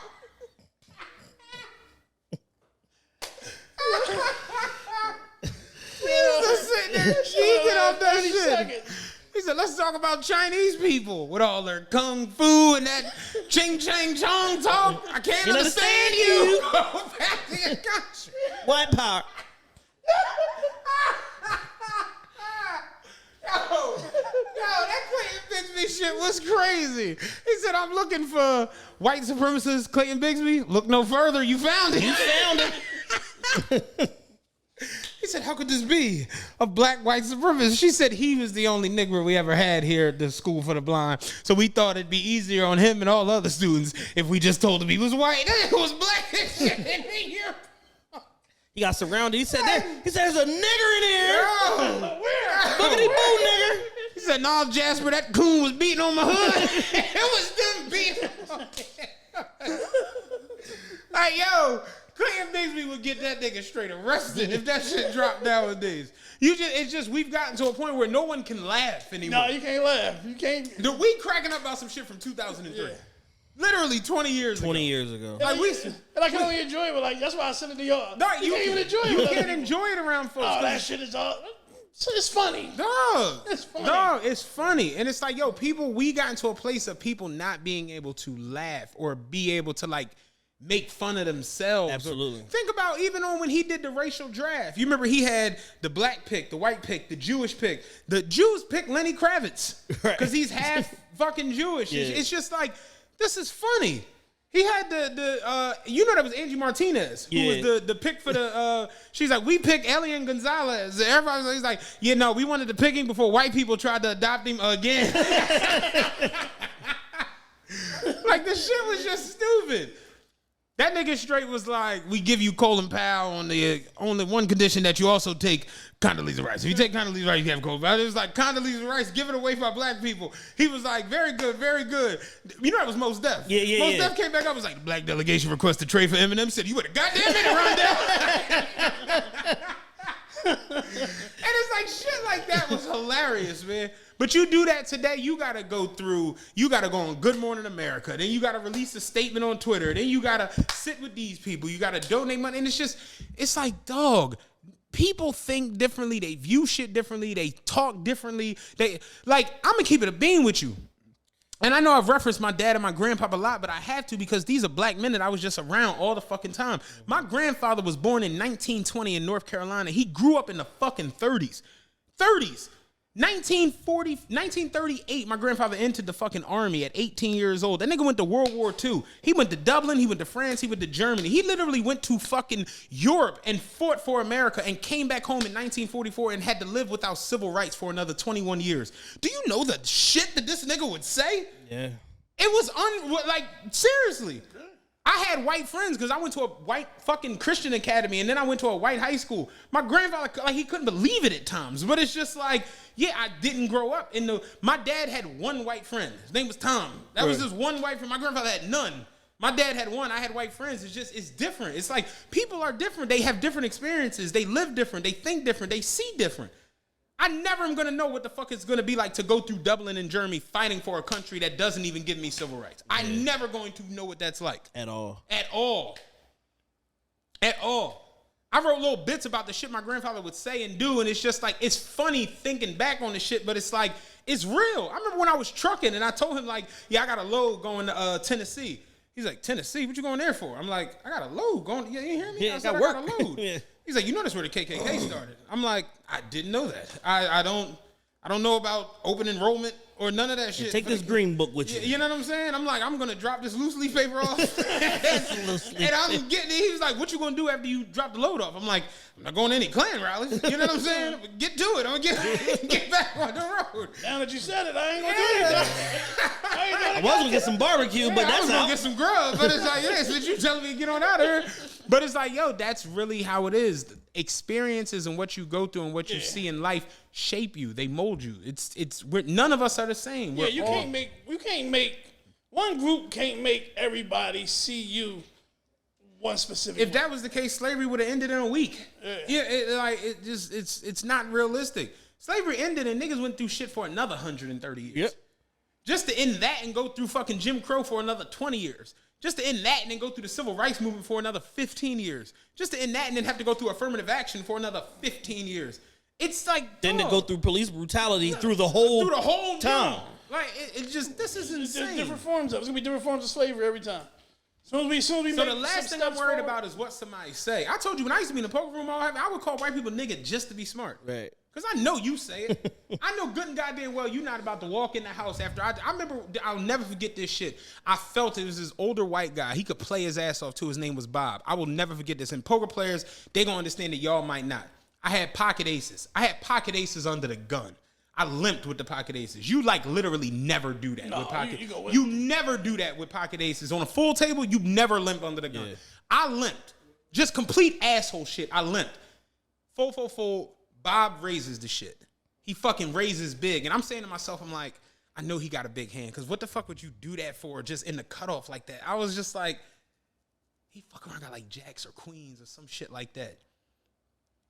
I'm not even going to repop it. I'm not going to 3-bet it. In that situation, you literally, Marv will tell you always 3-bet that. If you limp with aces and a nigga fucking raise it, you 3-bet that, no questions asked. I just flat called the raise. Me and him go to the flop. Flop was ace, queen, 4. You flop top set, you always check that. Mm-hmm. I laid out on it because I'm first to act. I laid out on it because I want it to look like I hit my ace and I feel great about it. Right. Because I came in the hand on some goofy shit with ace 10, ace 9, ace jack, some goofy shit like that. But I'm like, if he got queens, he got a set and he's dead already. Yeah. I fucking bet on the fucking flop with the aces. His eyes lit up. He couldn't wait. Yeah. I bet he jammed it. I'm talking about he jammed it and I snap called it. I call, turn the aces over. He was like, turn ran, river ran, nothing. I'm like, I know I got it. I was like, yo, turn his hand over because it was a called hand. Yeah. I made the deal to turn his hand over. That's straight asshole shit. Turned it over, he had queens. I knew I had him. I knew I had him smoked. Next day, and he got slammed the chair because it was a huge hand. At the time, we were playing, I think we was playing 2-5. The pot was probably like 3,200 or some shit like that. Yeah. But I felt at him because he had like 1,600 on the table. Felt at him. He walked off snapping. The next day, I'm standing there, shout out Terrence. Me, Terrence, and Wade, we standing at the booth. I just walked in the casino. I'm talking to them. They were like the pit bosses of the poker room shit. I'm talking to them at the fucking the counter where you walk in. Bob comes walking up. What's going on, Terrence? What's going on, Wade? He looked at me. He was like, oh, there he is. Mr. Flat Call with aces. And we burst out laughing. And I'm like, you know what the best part is? I know good and goddamn well when he got this car and he punched that steering wheel. Called you every nigger. He did not call me an African-American. I know it. That African-American flat fell to me. Yeah. I know when he walked out, his wife said, how'd your session go? Oh, this African-American played these aces beautifully. No fucking way he said that. Yo, in that same Lupe interview, he was saying how he was like, I toured with Kanye. He was like, we did Go on the Dark tour together. He was like, it was us, Chris Brown. It's like all these different like big black, NERD, all these different big black acts or whatever. And he said Kanye infuriated me so much. He said every night of this tour, he would go out there and say, white people, this your chance. When the hook come around and it say nigga, you say nigga. Don't skip it. Don't replace it with ninja. None of that shit. You say nigga. And he said the shit would infuriate me so bad. And I finally had a conversation with him and he was like, bro, I know that they say it anyway. He said, so what I'm doing is I'm turning this back on their face to make them see how fucking ridiculous they are for saying the shit when we fucking not around. I'm gonna make y'all say it tonight. He said Kanye would make people see the hypocrisy in their true self. And he's like, and that's part of his genius. Shout out Clint. Clint had a bit that he did on stage where he was like talking about being in an Uber. And he's like, my Uber driver was white. And I'm in the back seat. We're riding down the highway. And a black guy cut my Uber driver off. And my Uber driver was like, yo, what the fuck, Tyrone? And he was like, do you know that guy? It's like, no, I don't fucking know him. It's like, who the fuck is someone? like, I don't know why people can't believe that these things are happening or going on. It's Earth. Yeah. Again, racism is what the country was built off of. It's embedded. It's in the fiber of the country. Y'all are tripping if you think this shit is never not going to be there. It's Chinese people that own bodegas. We still call him Poppy when we pay for food. Thanks, Poppy. I told you, I walked in the Chinese store across the street from my depot, and the nigga with a Scully on was behind the bulletproof glass. I got so scared. I froze. I'm talking about I opened the door and stepped in. He was behind the glass. I said, oh, they in trouble. These niggas is tied up. Y'all finished. I froze. You about to eliminate a whole generation of folk. I said, dog, he taking them light up sneaks, everything. I froze. He was like, oh, no, you good, boss. Come on. I was like, what?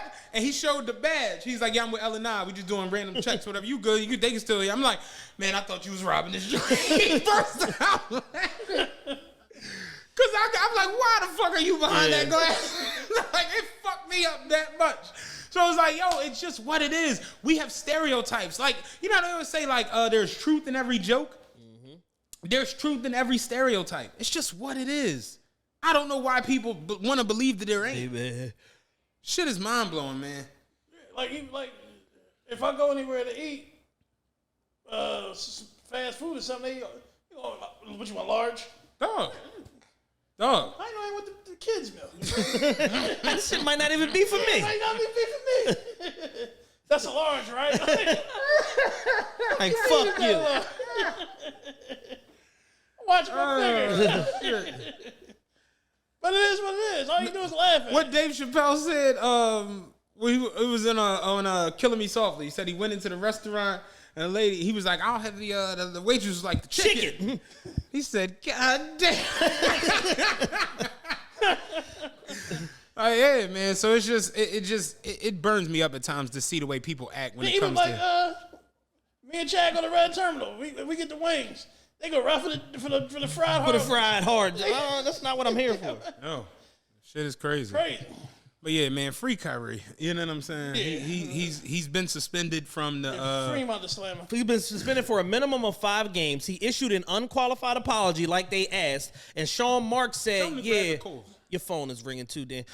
He said, "I'm going to." Okay. He said, "I'm going to offer." He offered an unqualified apology, and Sean Marks still said, "Yeah, but I need him to visit the ADL and do." And I'm just like, bro. Y'all said y'all wanted the apology. Right. The nigga still got more work to do. You know what I'm saying? And that's the thing about being, when you black in certain industry, you still a nigga because no matter what we said you supposed to do, it's 9 more things you gon' do. Yeah, real shit. Or we gonna fucking continue this fucking suspension indefinitely. But I want to switch gears. For sure. I want to talk about some fun stuff. We got another candidate for album of the year, baby. They ain't a conversation. Nothing has fucked up the internet quite like this one. 12 hours. in a very short amount of time. And I think when Drake went into the studio, this was his whole thought process. This was definitely not no Gloria Estefan shit when it comes to that last one. At all. Are you playing something? I'm trying to. It's not playing. What are you trying to play? All right, I'm finna get disrespectful in this motherfucker. You have headphones. Look. Blueface. All right, I'm finna get disrespectful in this bitch. Look. That seems like that was Drake's whole thought process in creating this album. He said, I'm doing an album with 21 Savage, and I'm going to say the craziest shit I've been thinking for the last 5 years is all coming out. So, as I stated on what's now become an infamous episode of Patreon, it's called Still Toxic, and I actually put it on the main feed. I can be a bit of an asshole. So I respect people's rights and abilities to be an asshole in different time periods. And on this album, Drake went full asshole. And so far, this is who I know for a fact caught strays on the album. Serena and Alex, her husband. Meg Thee Stallion, Elk the Stallion, YK Osiris, Ice Spice, Adidas, and the rapper Drum, who made Cha-Cha Slide. And apparently, we didn't know anything about this. Apparently, he caught a beatdown behind that record at the hands of OVO security for trying to press Drake. Yes. He went on his IG and was like, I don't know why the fuck this nigga Drake talking about this shit. That shit from 5 years ago. And it wasn't even you, bro. It was just security. He was like, I ain't gonna hold you. This OVO security fucked the nigga up. They did a nigga dirty. You know what I'm saying? He was like, but what's up with the one-on-one, bro? Like, everybody is triggered about something that he said on this album, and that's how I know it's a good album. That's how I know it's impactful and it's cutting through culture, and this shit gonna sell a ton of copies because y'all are pissed. Y'all are so mad. And on an album that's called Her Loss, I don't know what people expected other than like a bunch of misogynistic tropes and just nut dropping for 16 songs. I don't know what y'all expected. I'm gonna tell you why she lost. I'm gonna tell every song. Every song. I'm gonna tell you why she lost. That nigga said, you know how niggas act when they can't get a reservation at Carbone. It's a chill night, baby. I'm gonna just chill at home. That nigga was just talking. Said for your birthday, your boyfriend got you a party bus. I said, oh. He said he got you a party bus. Long lines. You should have just came with us. That's the shit we left in 09. For your birthday, your boyfriend got a reservation at Hibachi. He said something about I haven't been there since Wayne was. Since Wayne, oh fuck, what the fuck is the line? It's right there, whatever. But yeah, he just dropping his nuts on every song, and this is as much of a Drake featuring 21 Savage album more so than like a straight collab album. I think we can say. I ain't gonna hold you, and I'm gonna go there. 21 hung with him. Every song. On everything. 21, he could say the most basic bar and it's perfect. Yeah. 21 said she got on so much foundation, she must be with QC. Yeah. I cried for 45 minutes because QC's management company is Solid Foundation. Solid Foundation, yeah. I said, this nigga is crazy. Oh, that nigga said I'm wigging niggas like I played in Kansas. 21 was fucking everything up. The amount of quotables on this album we're unable to count. Because every time you catch something, you hear something else. I want to go outside just so I can use some of them. Dog.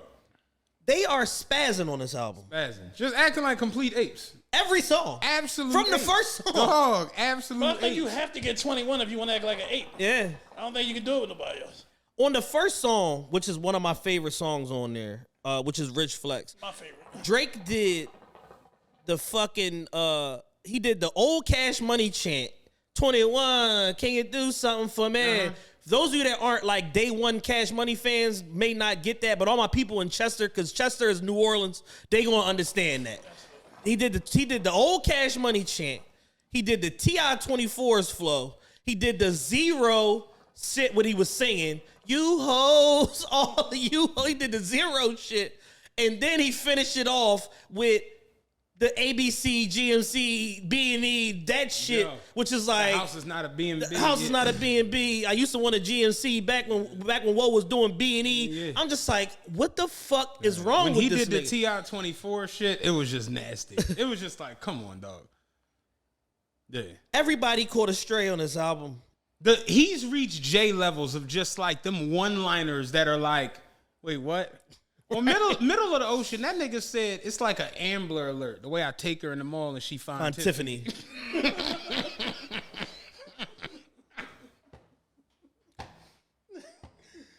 just like, huh? The level of rapping on Middle of the Ocean is something that deserves its own thing. So we're going to put that to the side for now. Because that's like the crown jewel of this album. But as far as just consistent, just quality.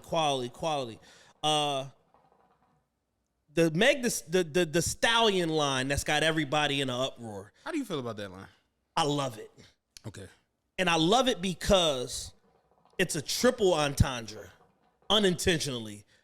And Meg Thee Stallion having a meltdown in real time where she went through the 7 stages of grief on Twitter confirms that it's a triple entendre. Because there's something to be said about the fact that, logically speaking, the main thing through this Meg Thee Stallion, Tory Lanez shit that nobody is talking about or nobody's exalted to this point is the fact that everybody in the industry know the real story. Yeah. And there's a reason why nobody stopped fucking with Tory Lanez except Meg Thee Stallion, including her best friend. It's Team Tory in this matter because they know the real story and what really happened. And because of that, she has become a punchline. Nicki Minaj on her hit song Super Freaky Girl says something I don't have to ask for sympathy from the media. Like, I'm just like, Nicki's a fucking asshole. The shit with the baby, with fucking you hating on me, that was childish. When I was the day she was saying that Tory Lane shot, I was fucking on Megan Thee Stallion. Like, all of that shit, because it's like, once the real shit comes out that we already know, because Kylie and all these influential people were at this house party and know the real story of what took place, everybody's going to look back at it and be like, oh, so that's why. But people in and around the industry that don't have nothing to lose, like Wack 100 and others, have already substantiated that that's the case. That we know the real story, and when we got the real story, it didn't add up to what her story was. So it's like, oh, fuck it, then it's up. Like, it's whatever. And so for her to have a full-fledged meltdown on Twitter over a line that wasn't even about her, so much so that now it is about her, just goes to show you the whole hit dogs holler shit. Like, and she looks crazy. Yo. She looks very crazy, and her fan base looks crazier.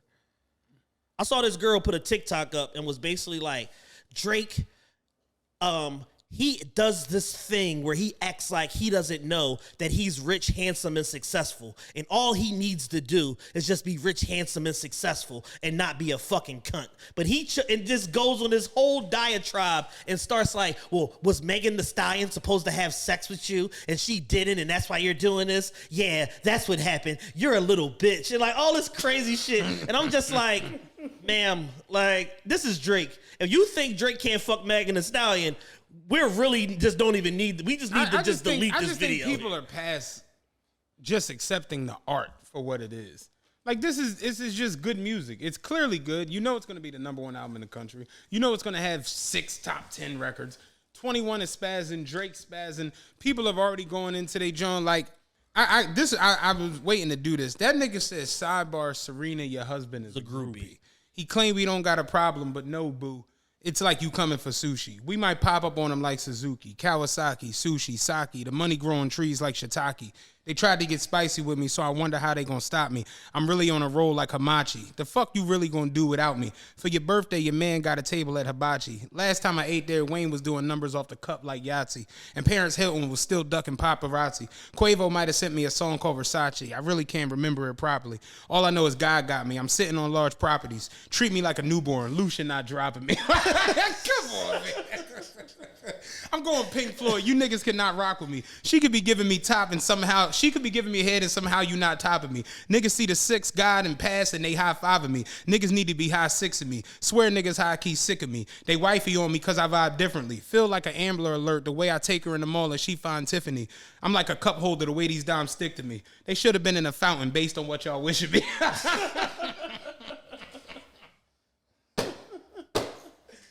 It's like, dog. It's God tier rap, like, man. come on, man. Like, it's God tier, man. And it's only a few niggas that can rap like that. It's him, it's Jay, it's Pusha. It's like it's only certain niggas that can approach that level of like brashness. And it's like, he ain't lying. Like, he ain't lying.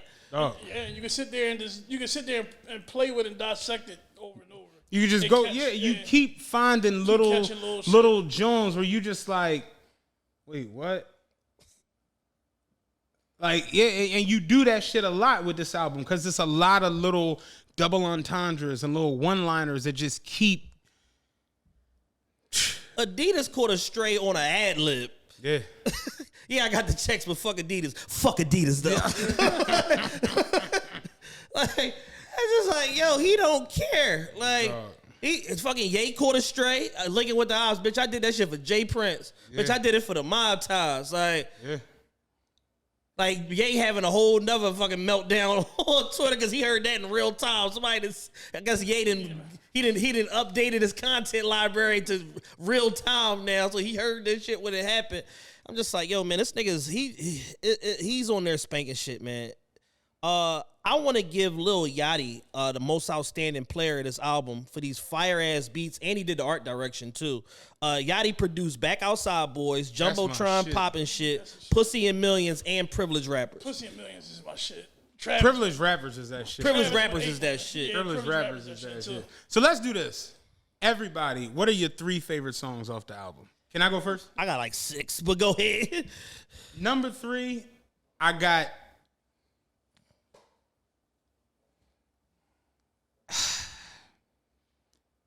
Number 3, I got Spin 'Bout You. That's on my list. Spin 'Bout You is crazy. Spin 'Bout You's on my list. That's a groove. Number 2 is Middle of the Ocean. And BackOutsideBoyz is just, I've literally, like, I'm gonna tell you right now, if that song comes in top 10 because of streams, I know I got 60% of them. I've played BackOutsideBoyz so many times, it's not even funny. That's my jump. I got 5. Like I said, Middle of the Ocean is the crown jewel of this album. I didn't even put it on my list. Rich Flex, as I just stated why. Spin 'Bout You, BackOutsideBoyz, Circo Loco, and Hours in Silence. Let me shut up about Hours in Silence. Hours in Silence is so fucking good, man. I'm just I'm like, did this nigga read my journal, my iPhone notes? It's phenomenal, and I already hate the record. Like, you know what I'm saying? It just, yeah. It's so fucking good, man. It's so good. Dan, what you got? I got Rich Flex number 1. I got Pussy of Millions 2. And then I got Privileged Rappers 3. Privileged Rappers is just like, I hate a privileged rapper ain't had a hit since he signed. Like that, it's just like, wait, what? If you go 5, you gotta go BackOutsideBoyz. BackOutsideBoyz is that's a groove. Yeah. That nigga diss drum on a hook. Yeah. Try to bring the drum to me. He ain't know the way that we cha-cha slide. Yeah. Then it's like his hooks is like verses. They like bars too. It's like everything. He's changing the format again. Yeah, this is definitely not the Gloria Estefan shit. No, it's not. From the last. I think it's better than CLB. I could be tripping. It could be recency bias. It could be more immediate than CLB. But I think it's personally better than CLB because from the onset, the production, the wordplay, and the brashness just punches you in the face. That's what it is. It's the brashness. It's like, remember when Nothing Was the Same dropped? It's like in that same vein where it's like, wait, what? To where people are already having the debates like, no, this joint crazier than that joint. Nobody was really doing that with CLB. This is what everybody was looking for. Right. They wasn't looking for CLB. They wasn't looking for, you know what I mean, Gloria Estefan and all that. He even addressed it on his joint. Like, people like, why you doing techno? Like, I'm an international rapper. Yeah. Like, you know what I'm saying? Like, it's like, it's good to see that Drake is still making music that we care about and really fuck with. Yeah, because it's like every time we think like it's over, it ain't over. It ain't over. It ain't over. Yeah. We started getting down like, oh.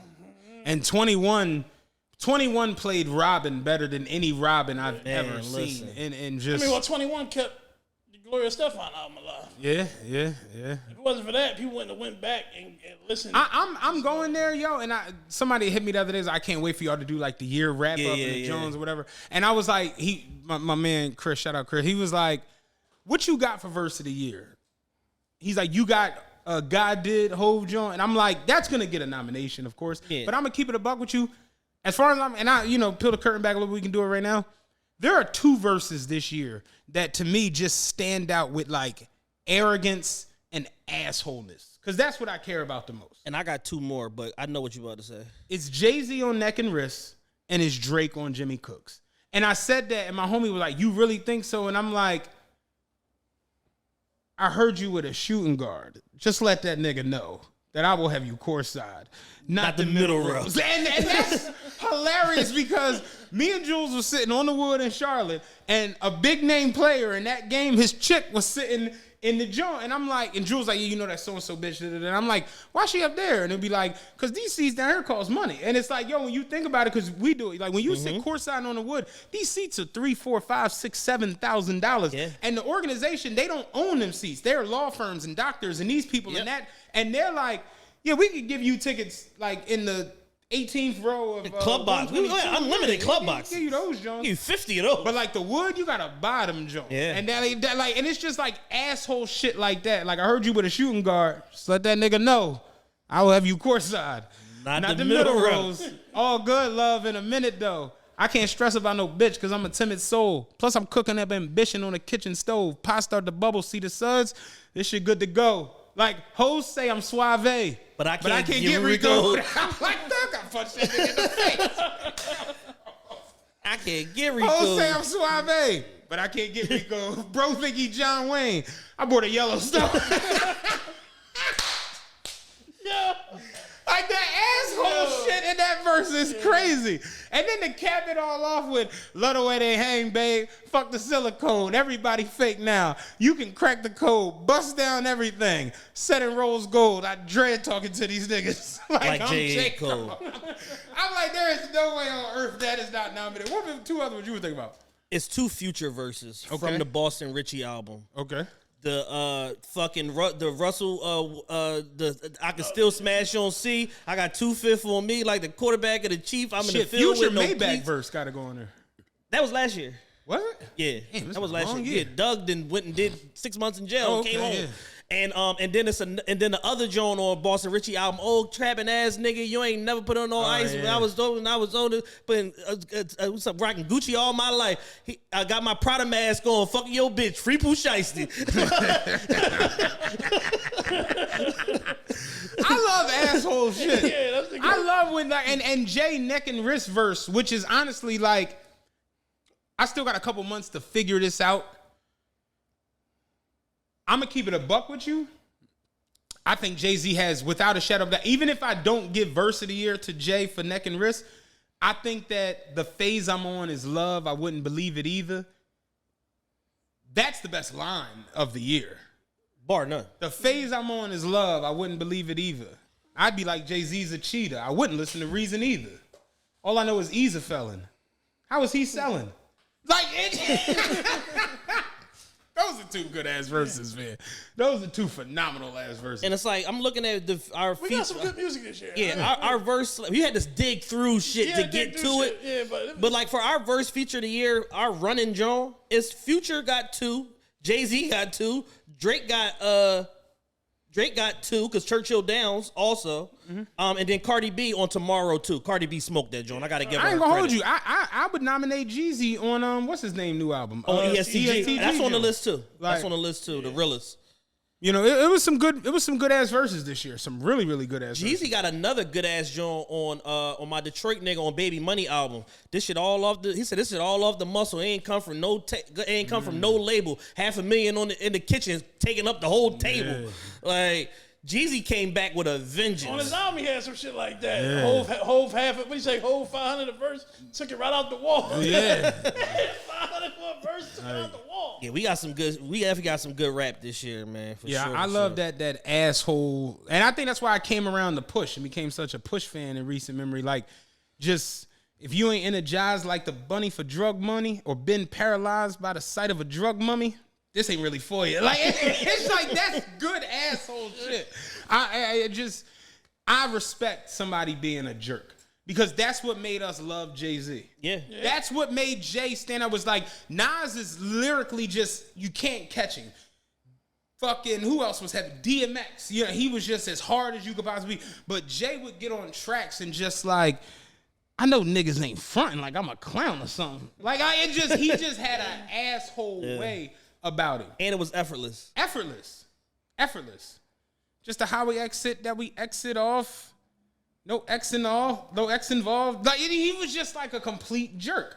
And I respect that type of shit. So I like seeing this album where Drake and 21 are just being jackasses for 21, for 16 songs. Yes. Did you see the Howard Stern joint they did? Yeah, that was hilarious. They trolled the whole whole rollout. joint, yeah. They did the fake Vogue cover. They all the traditional shit that niggas do to sell albums. They did it all. What's your favorite porn category? Oh man, fucking top brain. Like, you know, they're the superstars. But he said he had a line on album. He said I never voted. He said I never voted once, but if I did, I'd vote for Tiana Trump. Yeah. I don't know who the president is. I never voted once. If I did, I'd vote for Tiana Trump. Like, that shit real. So it's a very, very good album. I'm liking it. You know what I'm saying? Yes. Minus Her Loss. I mean, minus Hours in Silence. It's a great album. You know what I'm saying?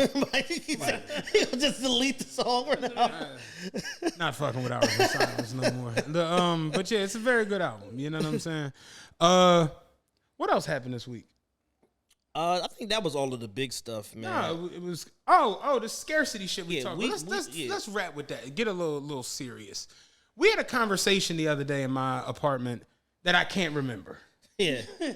we kicked off a conversation and then we immediately went into a Patreon episode. Right. And we was like, we'll table this for later. And we were just talking about, like, you know, we talked about the abundance mindset in detail on a regular feed and on Patreon, but we didn't really get into like the scarcity mindset and the fact that a lot of people's success or lack thereof is tied to a scarcity mindset. Yep. And the way people view others in their success of the end result, not taking into mind the work that people put into to spit these measures of success out on the other end. Right. And the specific point that I was making was kind of like, you know, when you black, you under a microscope from other black people before you even get to like any type of worldview of you. And when you achieve certain shit, because people have a scarcity mindset, they start to identify you by your material possessions, by your stuff, as opposed to looking at the totality of the work you put in to get this stuff. The credit work that you put in, the hours at work that you spent, the saving that you had to do, the strategizing and understanding credit limits and debt to income ratio and all of this stuff that you might have had to do, or the sacrifices that you might have had to make in order to acquire something. And the example that I use is like, you know, when like you get a car or whatever, you become so-and-so with the Benz or so-and-so with the BMW. And it's like, we're the only ones that do that shit. You become Mike with the Cuban, or, oh, you know, so-and-so with the skeleton, like shit like that. So-and-so with the bust down. Like, it becomes like shit like that, so much so that we identify ourselves sometimes in that manner. Like these social media personas and stuff like that people create for themselves, identifying themselves by their stuff. Exactly. Because they want some higher level of recognition and the separatism that they create between them and everybody else, because look, I got this stuff, these niggas don't have it, I'm better than them. And it's that sort of shit. And it's like, nah, like none of us are really better than any of us. And it's like, at some point we got to just get back to a basic understanding of your character is what defines you, how you treat people, how you interact with others, your leadership, your charity. I mean, I'm gonna keep it a buck with you though. It's I'm going there. It's impossible. You know what I'm saying? Yeah. Because, but in an ideal world, we live in a world where you know it because you've been around it. Niggas talk a little differently when they got their jewelry on. Yeah. You know what I mean? Niggas act a little differently when they drive a certain car. Niggas act a little like at the end of the day, I've been going to basketball games for a long time. And you know, we go to these games and, you know, we have fun, do our little thing, sitting courtside and sitting on the wood and all this shit. And I watch people where they'll come and take pictures on the wood and not even sit on the wood. Yeah. And it'd be like, what the fuck is this? Have you noticed that? Yes. Have you noticed that people have That's a big thing. Have you noticed that people legit like don't even like showing off, like they don't even like posting pictures unless they're sitting in a certain situation? Or have you noticed that? Yes. Like, I notice it because I notice a lot of shit. I'm one of them people. I go to the 9th level of thinking sometimes. But a lot of things resort back to what you're saying right there, the scarcity mindset, where it's like, M. Night Shyamalan isn't courtside, cuz. And I had to check myself with that shit. Like, how the fuck am I courtside, cuz, and M. Night Shyamalan not? Right. You know what I mean? Yeah. I've never seen Jack Nicholson post a picture like, yeah, courtside cuz, nigga, out here. Living. And you know what I'm saying? Niggas ain't on this. On these niggas. Fuck wrong with them. But that's what we become at times in ourselves. And then you got people who will turn around like, I've recently had people like to me like, oh, what's up, season ticket holder? And it'd be like, oh, what is that? What? Whoa. Yeah. Like they address you by that. Seriously. Yeah. It's annoying. Dog. it's annoying. I hope 2 people in my family get like whips and literally got called Oprah. I'm like, what? I had people say that shit to me. What up, Oprah? I walked in the deep. What up, Oprah? Hey, can I get a ride? I was like, yeah, nigga, 7310 down there on lane 6. Niggas take it on the street. Oh, shout out Ro. Yo, Ro from Devo. This nigga posted a video the other day. He said, man, these motherfucking kids, man, they something else. He said, I picked the kids up. I pick them up every day. This young boy gets on the bus. Don't never got his school trans pass. Don't never want to pay. He's like, today I just had enough. And I told him, young boy, you got to put something in the box. He's like, you know, you right, old head. I be drawing and shit just walking past. Like, I'm better than that. Like, I'm going to put something in the box. I got you. He's like, he go back to the joint. I see him like writing shit down. I'm like, what the fuck is he doing? He said, this nigga ripped a paper out of a notebook, wrote something on it, and came back up and put it in the fare box. So he put something in. Sick ass kids, man. He's like, I had to respect this shit. Probably wrote something on it. He wrote something on it. That's what he wrote. He wrote something on a piece of paper and put that shit in the fare box. I'm like, God bless you, man. God bless you. Fucking kids, I'm so ridiculous. But yeah, man, that the abundance versus the scarcity shit is wild. When you really get into like reading about it, and it's crazy because you just going around and talking to certain people and being around certain things and just seeing certain things, you realize like this is what's the word I'm looking for? This is geographical. Yes. Yeah. It's super geographical. Yeah, It's geographical. It's communal, and it's like we got the market cornered on this shit. Oh man, we ain't the only ones, but we got the lion's share of the market share. Like if Nike is the market leader in sneakers and apparel sales, we are the market leader on scarcity mindset. Black folk.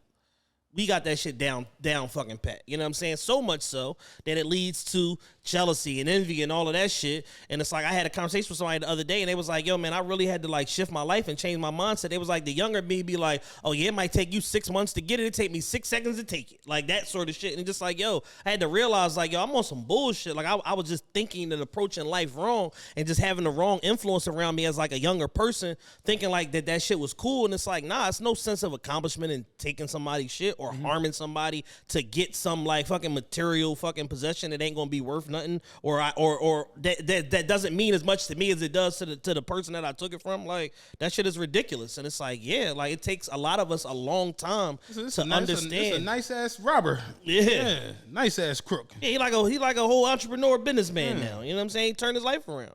But it's like that sort of shit where it's like, yo, we got so many growing up in urban environments and in the hood. You got so many negative influences, so many right ways to do the wrong shit. Niggas that give you 34 right ways to do some wrong shit, whatever. As opposed to just like, nah, man, like what you really want to do is this and that, like showing people fucking entrepreneurship, starting fucking businesses, the value of fucking work, fucking earning a fucking dollar, industry that you can get into where you can fucking come out with limited debt and make a lot of money, like shit like that. We lead us wrong so much that it leads to a lot of the dire situations and consequences. A lot of the small fires come from our big fires. Exactly. Yeah. Exactly. It's like a trickle down. And it's wild to see when you really sit back. You think about like you spoke about when you got the AP, how that became like a thing to where like my jeweler hit me and was like, yo, yeah, some guy came in here. He was like, I know him a little bit. He never really bought nothing from me. He's like, some guy came in here and was like, yo, this light-skinned boy, he's behind the bar at Vanity, and he had this fucking AP on, and that shit was busting. And it's like, I ain't want to say nothing to him, but like, you know what I'm saying? Like, I feel like I seen him on the gram before. I think he shot with you. Like, you did that, Jones? Like, all of this just to ask Danny if he made the watch. You know what I'm saying? And I'm just like, yeah, that was strange. He was like, nah, but he ain't like nobody or nothing like that. He ain't on no bullshit. He was just like, I just thought it was strange, like the way that he was just going about it, just trying to like get to just asking what he wanted to ask. You know what I mean? And just like, it just turned into like a whole weird like mess of a situation where it was like, you know what, I'm going to sell this watch. This is too much. You know what I'm saying? And when I sold it, AO was the first person who was like, yo, I'm glad you sold that shit because I thought somebody was going to kill your motherfucking ass for that. Jones like, because that's the mind frame of like that we come from where it's like, oh, that nigga got what? I mean, I take that nigga shit. And it puts us as people who work hard in weird situations where you almost have like guilt or even remorse in treating yourself to Yeah, survivor's remorse. Yeah, you have like this thing where you just like, am I doing too much? Yeah, I Should I have done that? I shouldn't buy this. Like, am I tripping? And I've had them thoughts recently, like, you know what I'm saying, just doing certain things or going certain places and, you know, even posting certain things. Like, yo, am I doing too fucking much, or am I just having fun, or am I enjoying life, or is it a stunt? And here go the crazy part: you got people who do in other cultures and other places who do way more shit than us. Like, it's people who got like watch collections that are just like we talked about on Patreon. We talked about the best watch collections in entertainment. Like, there are people who just, it's not even a question. Like, they got everything. Yeah, there was a video. I think it was like he was like a sheik or something like that, and he made a video and we ended up on Instagram, one of them watch pages, whatever. And he was like, where in the world can you wear wear $500,000 timepiece, like, and you know that you're safe and nothing's gonna happen to you? Nowhere. Come to the Emirates. Like, it was like that sort of shit. And it's like, yeah, it's like that shit is the norm. Everybody got rainbow Daytonas and skeleton APs and Richies and all of this shit. You know what I'm saying? Everybody got it because everybody's rich. Nobody's tripping. I've been watching the show Dubai Bling on Netflix, and I seen it. I didn't click it. Yeah, it's very interesting, but it's messy. It's messy as fuck. And it goes to show, like, mess knows no culture, no bounds. Like, mess is everywhere. Mess is international. Mess is international. Yeah. And, but the inspiring part about it is you got multiple people on there in different fields. A woman in real estate, she's bad as fuck, too. Oh my goodness. And then another guy that's a radio host or whatever, that's like, that came from other places and settled in Dubai. And they're like, yeah, they both like, yeah, we came here with like $300 to $600. Like, and now we multimillionaires. You know what I'm saying? To where it's like, yo, this is like a place where people literally come and just create industry for themselves and create wealth for themselves and for their families and shit like that. And it's like, yeah, as much as like America has been touted of like a place that like that, you still have other factors on the other side of your success that you got to worry about that doesn't exist in Dubai and Saudi and in the Emirates in general. Like, as far as like the crime element or somebody like trying to harm you for your stuff. Shit, like, you know, it's going down in like London and all that shit right now. Like, you know what I'm saying? If you show any signs of wealth in London right now, you are going to get robbed or tried. These motherfuckers are doing like pirate like attacks, like on motorcycles and shit, jumping on people's cars and like trying to break the windows and take watches and carjack people. Crazy shit. Like, that shit is going down, and it's really like not the boy Nico. Yeah, Nico he was Leonard. like, yeah, I'm in London right now. I got on an Apple Watch. I'm not going through this shit. It's going the fuck down. It's going down. You know what I mean? And because that nigga has everything. Everything. And the thing is, it's because this chasm between rich and poor is so pronounced that the poor people are like, there's nobody coming to save us. We might as well just rob all the rich people. Demolition men. How do we cut the margin between rich and poor? We'll just rob y'all. Y'all won't create no opportunity for us. Y'all won't create no economies for us. Y'all won't create no systems where we can rise up out of this poverty. We will just take your shit. We will punish you for being rich. Right. And that's what the fuck is going on. And it's super duper pronounced in London. It's trickling into Paris.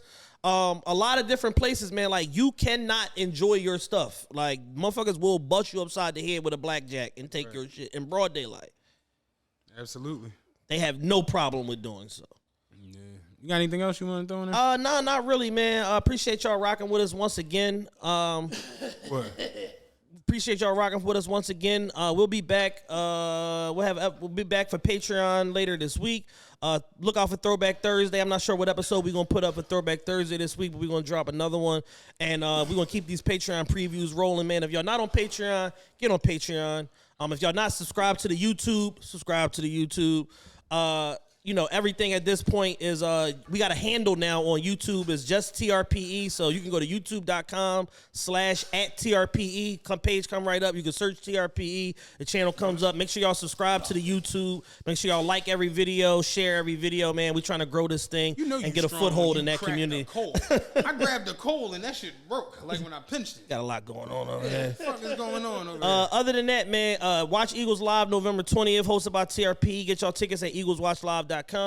Live show coming up January 22nd, 2023. First of its kind at Noto with your boys. Make sure y'all grab y'all tickets to that. The VIP tickets are probably sold out by now, so buy your reserve tickets. Once all of these individual, bracketed tickets sell out, it's just pretty much going to be all GA left. But again, it's not a bad seat in the house, and it's nothing wrong with buying GA tickets. So if y'all going to pull up on us, make sure I grab y'all tickets sooner than later. I think I'm predicting this show is going to sell out before Christmas. Yeah, I think so. Just at the pace that we going. I think it's going to sell out before Christmas, and our marketing rollout is December 1st. So just make sure, if y'all want to attend Hopefully the show. we can sell out before December 1st and keep our money. Keep the marketing. Keep the marketing budget. Yeah, it's still a couple sponsorship slots left. I'll be sending some mass text blasts out to a couple of my friends or whatever. Get on board.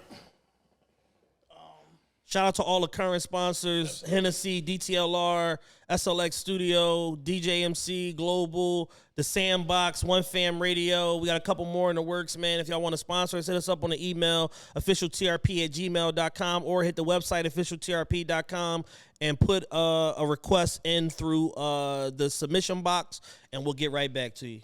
Holla back. Peace. Peace.